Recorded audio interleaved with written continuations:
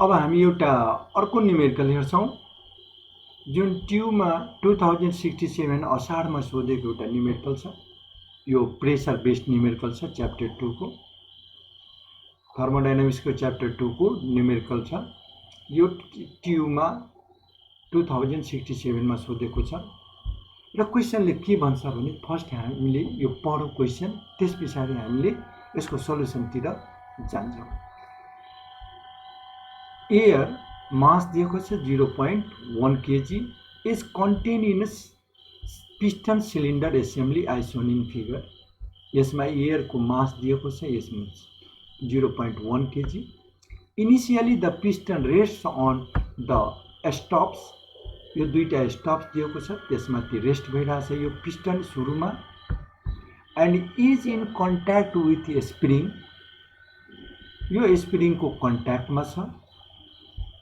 Which is unstretched position, भन्नाले spring just touch छ, यसमाथि कुनै फोर्स एक्ट गरिरहेको छैन। The spring constant is 100 kilonewton per metre. Stiffness of spring दिएको छ, के को value. The piston weighs 30 kilonewton, यो पिस्टनको वेट छ 30 kilonewton. And atmospheric pressure is 101 kilopascal. The air is initially at 300 Calvin टेम्परेचरमा छ एन्ड प्रेसर इज 200 किलोपास्कल।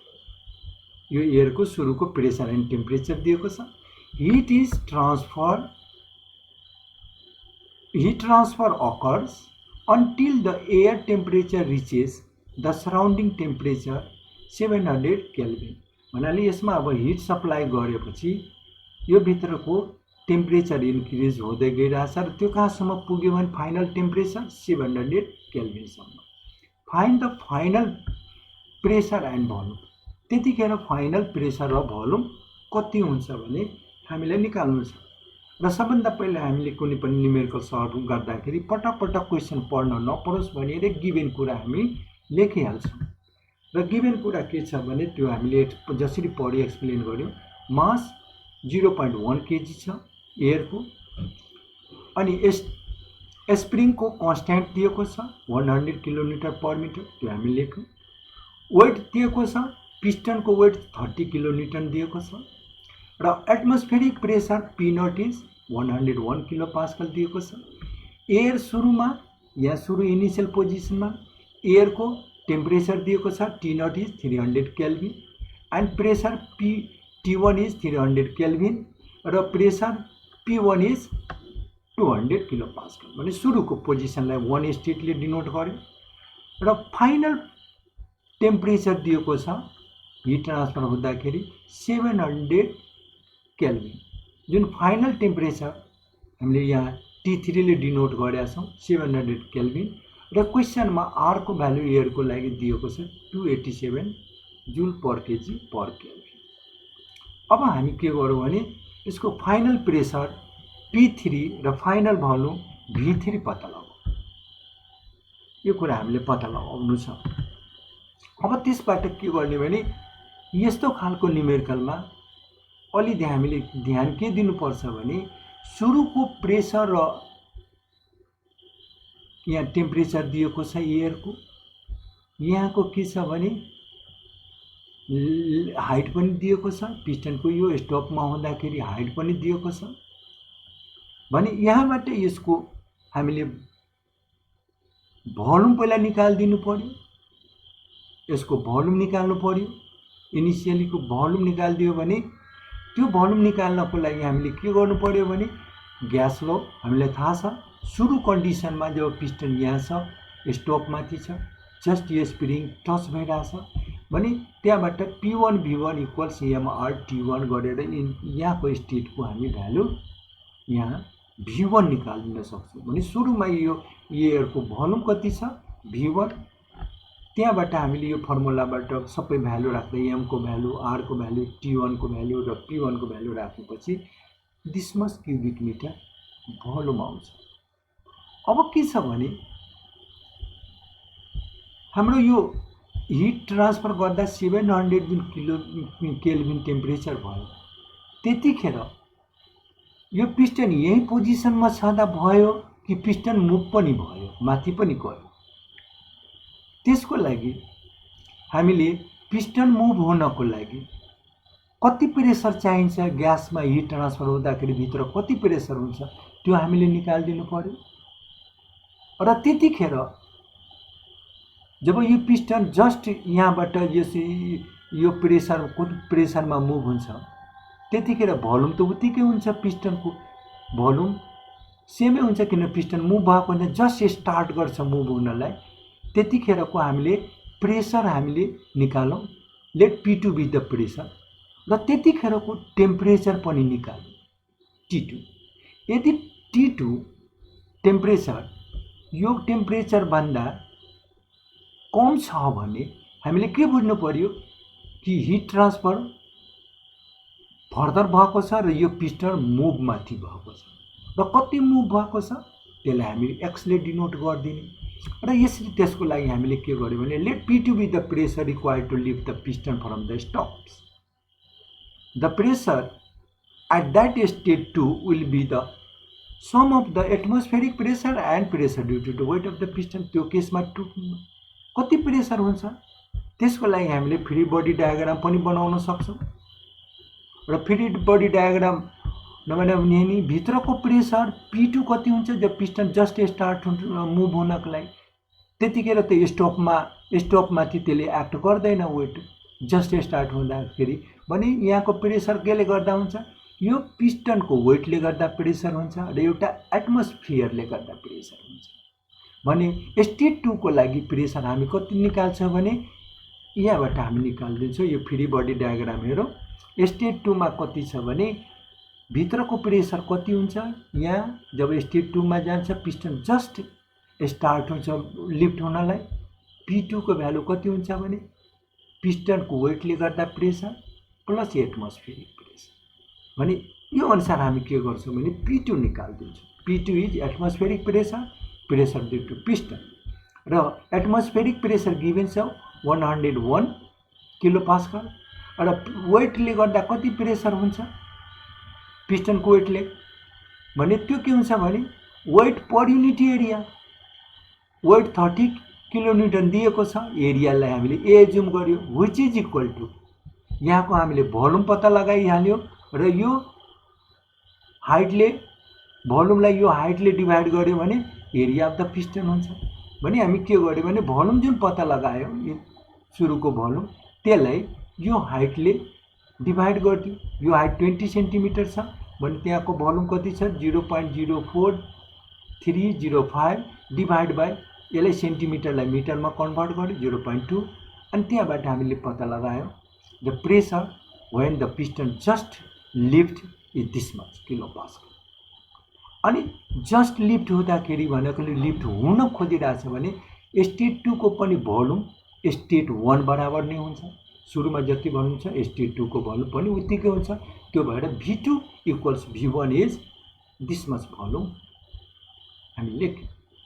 अब हामी ग्यास ल लगाउँ र हामीले अघि एक्सप्लेन गरेको जस्तै यहाँको टेम्परेचर पनि पत्ता लगाउँ कि पिस्टन लिफ्ट भएको छ कि छैन त्यसको लागि। अनि ग्यास ल लगाउँदाखेरि हामीले अघि जस्तै यहाँ जस्तो इनिसियल स्टेटमा लगायो त्यही स्टेट 2 को लागि लगाउँ P2 VT इक्वल्स MRT2। यहाँबाट T2 को भ्यालु हामी पत्ता लगाउँदाखेरि हामी के पाइरहेछौँ भने इट इज 360.56 केल्भिन, र जुन चाहिँ फाइनल टेम्परेचर 700 केल्भिन भन्दा कम्ती छ। यसको मिनिङ के छ भने फर्दर हिटिङ छ र पिस्टन लिफ्ट भएको छ, माथि मुभ भएको छ भने देयरफोर हामी लेख्यौँ देयरफोर पिस्टन गेट्स लिफ्टेड। अब लिफ्ट भएको छ भने कतिले लिफ्ट भएको भने त्यसलाई हामीले x मानौँ। त्यो हाम्रो चाहिँ स्टेट 3 हुन्छ फाइनल स्टेट, र त्यतिखेरको the final pressure P3 will be the sum of the pressure at state 2 and pressure due to spring. यहाँबाट हामी हेऱ्यौँ जब यो पिस्टन लिफ्ट हुन्छ र केही एक्स डिस्प्लेसमेन्ट हुन्छ त्यतिखेर प्रेसर कति हुन्छ भने 2 सम्मको प्रेसर हामीले क्याल्कुलेट गर्यौँ, बाँकी लिफ्ट हुँदाखेरि प्रेसर केले गर्दा बढ्यो भने स्प्रिङले गर्दा बढ्यो। त्यहाँ भोल्युम पनि बढ्छ, प्रेसर पनि बढ्छ। त्यो भएर हामीले के देख्यौँ, यो फिगर हेर्दाखेरि यहाँ हेरौँ, 1 बाट 2 सम्म हुँदाखेरि भोल्युम सेम थियो भने it is constant volume process. र 2 बाट 3 स्टेटमा हुँदाखेरि के देख्यो भने स्प्रिङले गर्दा मात्र प्रेसर बढेको छ र त्यहाँ के भयो भने भोल्युम पनि बढ्यो। त्यो भएर यो के हुन्छ भने स्टेट लाइन हुन्छ 2 to 3 हुन्छ। 3 इज द फाइनल स्टेट। यहाँको हामीले प्रेसर पनि पत्ता लगाउनु छ, यहाँको भोल्युम पनि पत्ता लगाउनु छ। र P3 कति हुन्छ, यो P2 प्लस यहाँदेखि यहाँसम्म प्रेसर केले गर्दा भएको छ भने स्प्रिङले गर्दाखेरि भने प्रेसर ड्यु टु स्प्रिङ भने त्यो कति हुन्छ, P3 भनेको P2 2 स्टेटको plus pressure due to spring PS। PS भनेको कति हुन्छ भने स्प्रिङले गर्दा कति फोर्स हुन्छ, K इन्टु डिस्प्लेसमेन्ट एक्स मानिया छौँ स्प्रिङको डिभाइड बाई एरिया जुन चाहिँ हामी अलरेडी क्याल्कुलेट गरेका छौँ। अब यो P3 हामीलाई ग्यास ल लगायो भने यो प्रेसर थाहा भयो भने ग्यास ल लगायो अघि जस्तै भने P3V3 इक्वल्स MRT3। अब P3 को भ्यालु त यति छ, P2 प्लस KX बाई ए, जुन कुरो यहाँ लेख्यौँ P2 plus KX by a into V3। V3 कति हुन्छ भने पिस्टनको एरिया इन्टु कतिसम्म हाइटसम्म 3 स्टेटमा गएको छ, पिस्टन मुभ भएको छ, त्यो हाइट लियो भने भोल्युम हुन्छ एरिया इन्टु हाइट भने 2 सम्मको भोल्युम यति छ र पिस्टन 2 बाट 3 सम्म मुभ हुँदाखेरिको हाइटलाई x ले डिनोट गर्यो भने 0.2 प्लस x मिटर हुन्छ। त्यसलाई एरियाले मल्टिप्लाई गर्यो भने भोल्युम भइहाल्यो 3 स्टेटसम्मको भोल्युम एन्ड MRT3 यो छँदैछ। अब यसमा भ्यालु मात्र लेख्यो, P2 को भ्यालु यहाँ लेख्यौँ, K को भ्यालु 100 दिएको छ, X को भ्यालु हामीलाई थाहा छैन, X लेख्यौँ। यो एरिया भनेको कति हुन्छ, भोल्युम डिभाइड बाई डिस्प्लेसमेन्ट जुन माथि हामी क्याल्कुलेट गरिसकेका छौँ। र फेरि यो एरिया भनेको त्यही initial volume divide by initial height लेख्यौँ र त्यस पछाडि हामीले यो भ्यालु 0.2 यहाँ लेख्यौँ, X को भ्यालु अन्नोन छ त्यही X मात्र लेख्यौँ। मास कति छ दिएको छ 0.1, R को भ्यालु क्वेसनमा दिएको छ र T3 दिएको छ 700 र यसलाई हामीले सिम्प्लिफाई गर्दाखेरि यो क्वाड्रेटिक इक्वेसन आउँछ। यस्तो क्वाड्रेटिक इक्वेसन आउँछ र क्वाड्रेटिक इक्वेसनबाट हामी X को भ्यालु पत्ता लगायो भने दुईटा भ्यालु आइरहेको छ, पोजिटिभ र नेगेटिभ। अब डिस्प्लेसमेन्ट त नेगेटिभ हुँदैन, त्यो भएर हामीले पोजिटिभ यसको भ्यालु लियो भने X को भ्यालु दिस मच मिटर हाइट, यति मिटर हाइट भने अब X P3 पत्ता लगाउनु छ भने P3 को भ्यालु त यहाँ छ, P2 प्लस KX बाई ए भने यहाँबाट के गर्यो भने P2 प्लस KX बाई ए मा हामीले X को भ्यालु राख्थ्यौँ, अरू त नोन नै छ, त्यहाँबाट राख्दाखेरि हामीले के आयो भने P3 को भ्यालु यति आयो, यति हामीले पत्ता लगायो P3 को भ्यालु। अब V3 कति हुन्छ भने थाहा छ, V3 भनेको त यही हो नि, यति यो हो नि V3 एरिया इन्टु यो हाइट। अनि यो जुन ठुलो ब्र्याकेटको भ्यालु हुन्छ X को भ्यालु राख्दाखेरि that will be the V3 अनि त्यो पनि हाम्रो आन्सर आउँछ। भने यसरी हामी यो न्युमेरिकललाई सल्भ गर्न सक्छौँ। र अर्को